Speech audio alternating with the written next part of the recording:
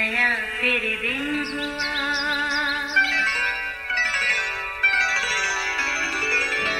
नया फिर दिन हुआ, पुरानी रात का करे सो शुक्र हम खुदा की जात का, खुदा की जात का नया फिर दिन हुआ। आज की आयत। मैं खुश हुआ जब वो उनसे कहने लगे कि आओ खुदावंद के घर चलें। ज़बूर 122 पहली आयत। अजीज़ों, एक शख्स इबादत के लिए गिरजाघर गया। देखा अभी इक्का दुक्का लोग ही वहाँ मौजूद थे। सोचा ओह शायद मैं वक्त से पहले ही आ गया। खैर वो आगे जाकर पहले बेंच पर बैठ गया। कुछ ही देर बाद बाकी लोग भी आने शुरू हो गए। फिर किसी ने आकर उससे कहा, जनाब माफ़ कीजिए, आप ज़रा पिछले बेंच पर तशरीफ़ ले जाइए, ये मखसूस लोगों की जगह है। अच्छा ठीक है। वो उठा और जाकर पिछले बेंच पर बैठ गया। फिर कुछ देर बाद किसी ने उसे फिर कहा, जनाब माफ़ कीजिए, आप ज़रा पीछे चले जाएं, ये मखसूस लोगों की जगह है। यूँ करते वो आखिरी बेंच पर जा बैठा। अब तकरीबन गिरजाघर भर चुका था। अचानक फिर कोई शख्स आया और कहा, जनाब माफ़ कीजिए, आपको यहाँ से भी उठना पड़ेगा। वो उठा, इधर उधर देखा, उसके बैठने के लिए कोई भी सीट बाकी नहीं बची थी। लिहाजा वो बाहर दरवाजे के पास जाकर खड़ा हो गया। उसका दिल खासा परेशान था। सोचने लगा, आए खुदा, तेरे घर में मेरे लिए कोई जगह नहीं, ये सब खास हैं क्या? तो मैं उसकी आंखों से टिप टिप आंसू बरसने लगे। पास एक बुजुर्ग खड़ा था। बोला, बेटा क्या बात है, क्यों रो रहे हो? उसने अपनी रुदास सुनाई। बोला, इसी दुख के आंसू हैं। उस शख्स ने बुजुर्ग से कहा, लेकिन आप क्यों बाहर खड़े हैं? बुजुर्ग ने बड़े तहम्मुल से जवाब दिया, बेटा मैं यीशु हूँ, मुझे तो इन लोगों ने कब का ही बाहर निकाल दिया है। वो बुजुर्ग की बात सुनकर हैरान रह गया और सोचों में गुम हो गया। अजीज़ों, ये आज के दौर में हमारे अक्सर गिरजाघरों की तस्वीर है। गिरजाघर हमारे आसमानी बाप खुदा की इबादत की जगह है और दुआ का घर है, मगर हमने उसे नमूद और नुमाइश की जगह बना दिया है।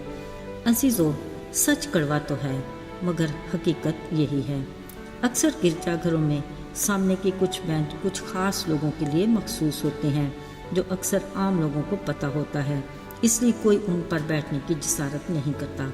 ज़रा सोचिए, खुदा के घर में इस तरह का रवैया जायज़ है क्या? बिलाशुबा हर इतवार खुदा के घर में आना भी एक रवायत बन चुकी है। हफ्ते भर के बिछड़े एक दूसरे को गले मिलते हैं, कुछ खबरों का तबादला भी होता है। अफसोस का मकाम ये है कि चंद घराने ही एक दूसरे को गले मिलते और हाल अहवाल दरियाफ्त करते हैं, बाकी दूसरों से हाथ मिलाना भी गवारा नहीं। यकीन कीजिए, घंटा भर खुदा का पैगाम सुनने के बाद हम किसी दूसरे को खुशखबरी का पैगाम बताने के लायक ही नहीं होते। असल में हम फिजिकली तो खुदा के घर में बैठे होते हैं, मगर हमारा दिल दिमाग कुछ और तरह के ताने बानों में उलझा होता है, जिसके बायस खुदा के कलाम का बीज हमारे दिल की ज़मीन तक पहुंच ही नहीं पाता। अजीज़ों, ज़रा सोचिए, खुदा बाप ने हम सिर्फ फ़ाकत मेल मिलाप के सिलसिले को बहाल करने के लिए अपने बेटे यीशु की कुर्बानी दी, जो गैर मामूली बात है। पर अगर हमारी ज़िंदगी में उसका ये मकसद पूरा न हो तो सोचें खाली खुदा किस कदर मलूल होगा।